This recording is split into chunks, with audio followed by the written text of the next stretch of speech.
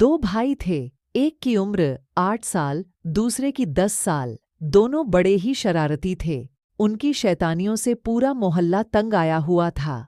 माता पिता रात दिन इसी चिंता में डूबे रहते कि आज पता नहीं वे दोनों क्या करें। एक दिन गांव में एक साधु आया। लोगों का कहना था कि बड़े ही पहुंचे हुए महात्मा हैं, जिसको आशीर्वाद दे दें उसका कल्याण हो जाए। पड़ोसन ने बच्चों की माँ को सलाह दी कि तुम अपने बच्चों को इन साधु के पास ले जाओ, शायद उनके आशीर्वाद से उनकी बुद्धि कुछ ठीक हो जाए। माँ को पड़ोसन की बात ठीक लगी। पड़ोसन ने यह भी कहा कि दोनों को एक साथ मत ले जाना, नहीं तो क्या पता दोनों मिलकर वहीं कुछ शरारत कर दें और साधु नाराज हो जाए। अगले ही दिन माँ छोटे बच्चे को लेकर साधु के पास पहुंची। साधु ने बच्चे को अपने सामने बैठा लिया और माँ से बाहर जाकर इंतजार करने को कहा। साधु ने बच्चे से पूछा, बेटे तुम भगवान को जानते हो ना? बताओ भगवान कहाँ हैं? बच्चा कुछ नहीं बोला, बस साधु की ओर देखता रहा। साधु ने फिर अपना प्रश्न दोहराया, पर बच्चा फिर भी कुछ नहीं बोला।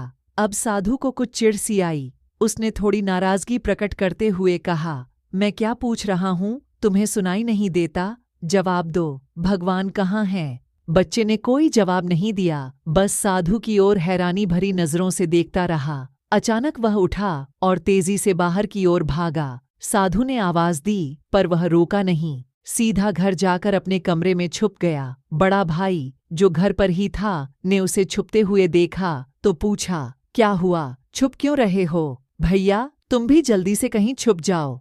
बच्चे ने घबराए हुए स्वर में कहा, पर हुआ क्या?